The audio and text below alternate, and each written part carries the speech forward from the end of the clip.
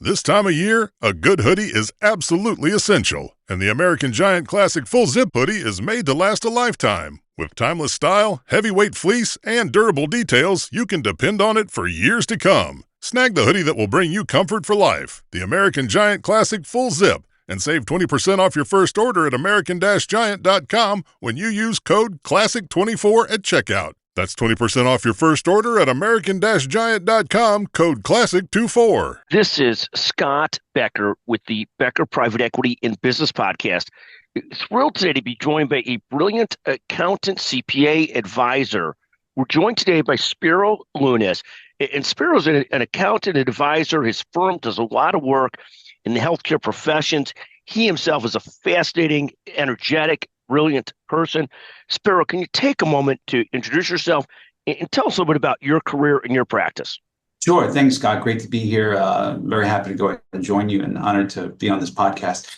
So I've been working in healthcare for approximately 20 years. I've been a CPA for 30. I've worked at various firms, including the Big Four, some regional firms, and now have my own firm here located in Washington, New Jersey, working with in the medical and dental professions. Again, working in that space for approximately 20 years and helping clients in all aspects of their business, whether it's buying and selling practices, doing some due diligence on their practices, and just being their overall quarterback when it comes to any business and tax issues that they have.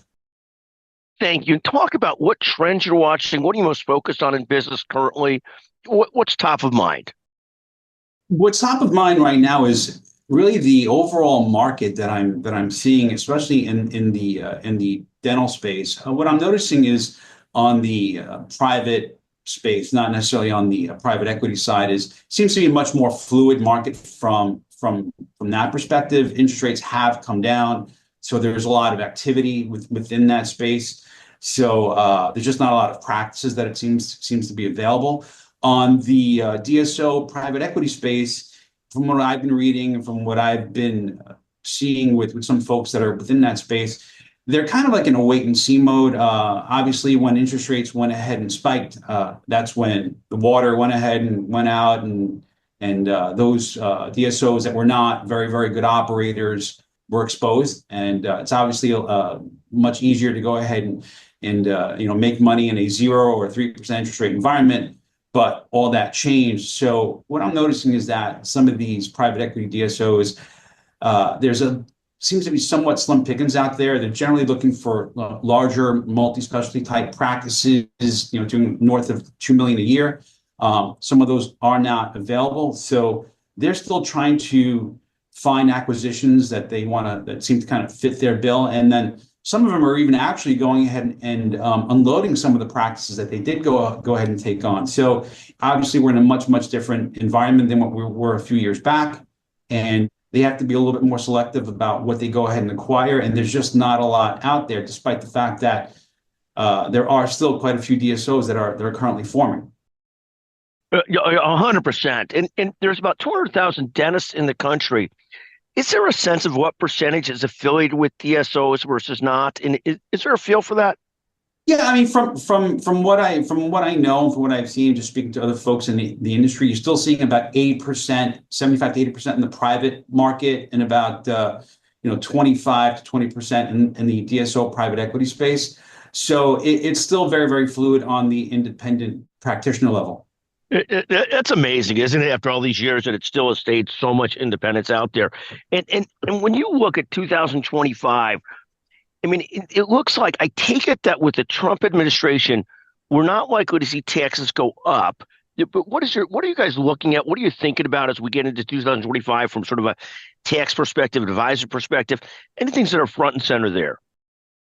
I mean, obviously, he's still talking about cutting the capital gains rate potentially, and most of these deals, as wind up going to capital asset, goodwill, or patient list. So that's obviously much more favorable for the seller. Whether or not it'll go ahead and drive any further demand in the space or consolidation, I think that a lot of that's driven by the market that's out there. But again, we're in a wait and see approach, and obviously you see what's happening now in Congress, right? I mean, we're a slim majority potentially for Republicans in the House. So if the president tries, or president-elect tries to push some of this stuff through, he may not get everything that he wants. Totally. And what are you most excited about for next year?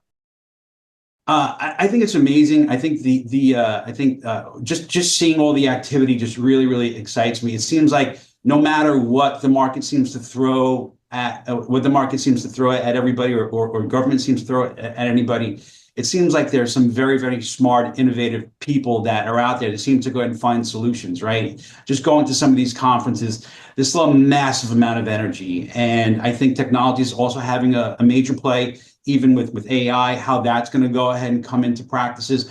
Obviously, we're still very much in the infancy of that, but I think that technology and AI is going to go ahead and drive a lot of innovation, and just the innovative spirit and solutions that a lot of dental providers go ahead and provide to dentists is just incredible. And I think as entrepreneurs, you have to be used to being uncomfortable. Okay, that's the way I see it. As you're an entrepreneur, you have to be comfortable in being uncomfortable, because you don't know what's going to go ahead and come at you. So it sounds kind of cliche, but continue to expect the unexpected.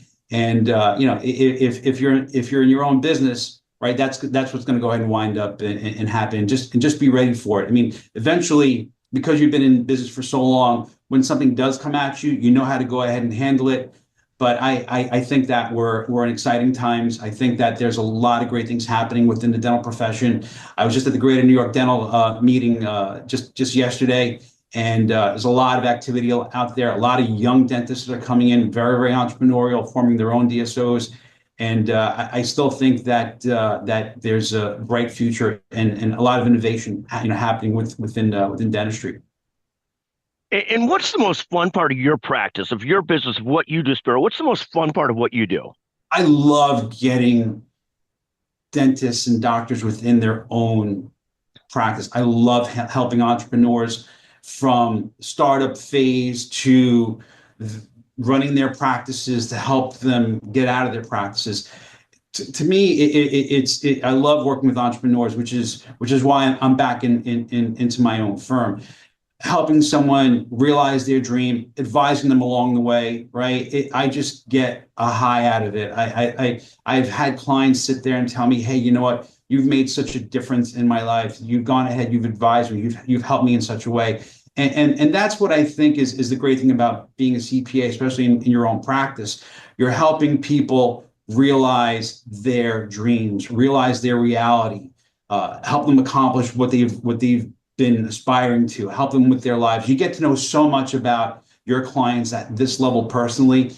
And that's the part that I love about it. You're helping them realize their dream, realize their reality, build their wealth, have better lives. For me, that's the fun part about doing what I do. I almost feel like the accounting and tax side is secondary to the whole process of just helping people realize their dreams in their business. But that's really the point, isn't it? That it's the engagement, the personal engagement, that makes it all worthwhile. Then the technical skill, what you do, terrific, but it's that engagement and really being engaged with people that really makes it exciting and interesting and satisfying.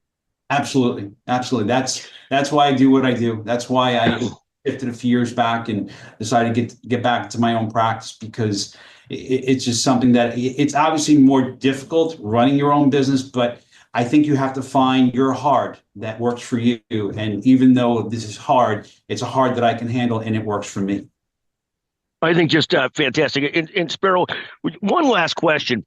What advice would you give to emerging professionals or emerging founders, entrepreneurs? What sort of core advice do you think about when you think about emerging leaders, emerging founders, emerging entrepreneurs? There's a lot of information out there, and absorb as much of it as you can. Look for the leaders in your profession that are out there putting stuff out. There's so much information that's out there. Okay, don't live in a bubble. Okay, go ahead, go to meetings, listen to the podcast, see who's on LinkedIn. Okay, stay on the cutting edge. Right. Very often as entrepreneurs, sometimes we get caught in our own little world, in our own bubble. And I think that's very, very dangerous. I think the world is changing so quickly. Not that you can go ahead and do everything all at one time, but at least stay in the know, see what the innovators in your space are doing, okay, and implement that within your practice. And if you've seen someone who has been successful in their career, see what they did. Look at what they did and how they accomplished it. a lot of times it's just replicating what they did. You don't have to go ahead and reinvent the wheel because someone's already done it. Okay. If you continue and see what they did and implement it in your business, in your life, you too will be successful. The main thing is, keep on showing up, right? We're all going to have setbacks at some place in our career, but you know what? Get up, dust yourself off, okay? And keep on showing up and stay in the know. See what other people are doing in your profession, in your space. 100%. Spiro, I want to thank you for joining us again. Spiro Leunes, brilliant professional, accountant, advisor, healthcare, dental, medical profession, but just a brilliant, good guy.